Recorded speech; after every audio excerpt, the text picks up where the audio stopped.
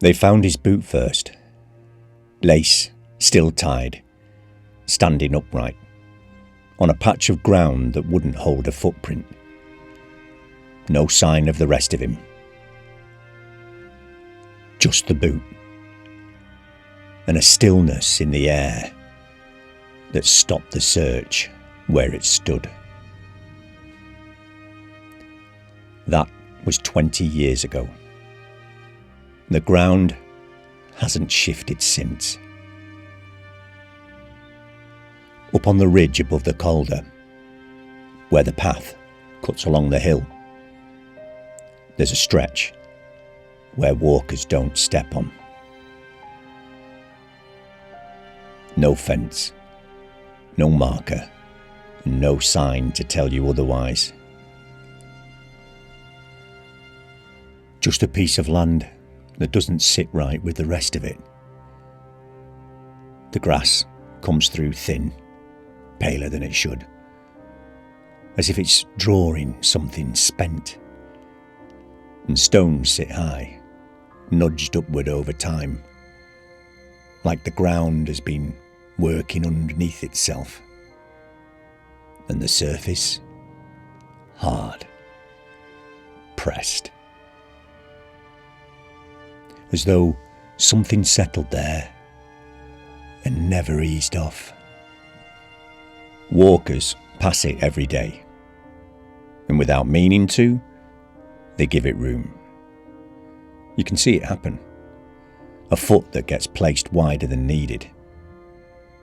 A line in the path bending just enough to avoid the centre. No one announces it. And no one crosses it either. Ask about it, and you'll get a shrug first. Then, if they think you'll take it as it's meant, they'll tell you about the man. Not from here. He came asking questions. Soft at first, then with a bit more edge when the answers came back thin. He'd heard of something in the hills. Not a stream, not a well. It was a place where water held, but didn't run. Old talk said it could set a man right, put strength back where it had gone, clear the head, straighten what had bent out of shape. Well, he didn't wait to hear the rest. He followed scraps instead, half directions, field names that no one uses now, and old boundary lines that have worn into nothing. And one morning, clear sky, good light across the ridge, he went up there. He left the path. And that's the last part that anyone agrees on. And they went looking. Of course they did. But it didn't take long for them to stop.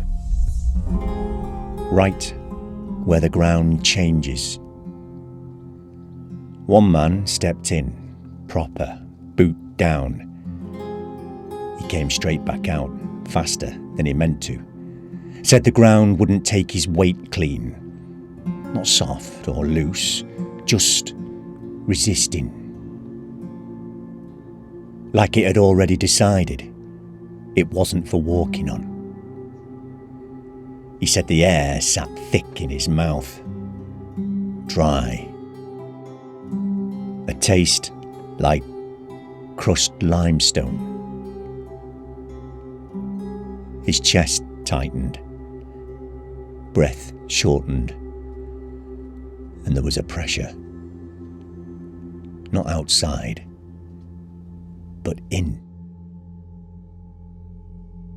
As if something had settled behind his eyes.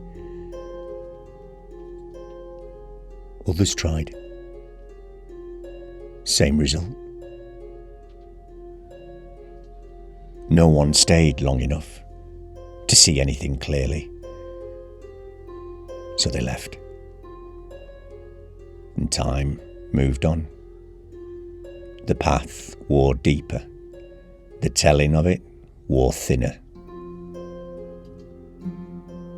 But that patch of ground kept its place. And now and then, when the light comes in low from the west, you'll catch something there. Not clear, not complete. It's a rise in the stone that holds a line too deliberate to ignore. A curve where there shouldn't be one. A hollow set back like something once rested there.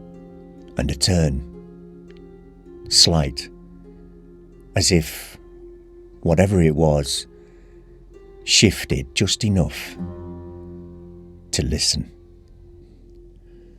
It's never enough to be certain, just enough to stay with you once you've seen it. You'll hear it put down to weather, time and rain working the rock into shapes your eye finishes for you. Others say it's where he went down, where the ground took him, slow and without fuss. And some, the ones who've walked the ridge long enough to trust their footing, say the thing that he went looking for was never meant for someone carrying want. That it doesn't mend anything. It draws, it fixes, it keeps. And what it keeps doesn't come back out. So people pass without turning their head. Because if you do, and you let your sight settle, you feel it. That pressure, building quiet, filling space, until the air itself feels occupied. As if the place remembers the step that broke it and has no patience for another. So they keep to the path. They don't test it. They don't linger. Because whatever he went looking for didn't send him back. And what's left there now doesn't need to move to be known. People still say, if you stepped in there, you wouldn't leave much behind. Giles, signing off. And some ground is better left unstepped, and some stories end exactly where they should have turned back.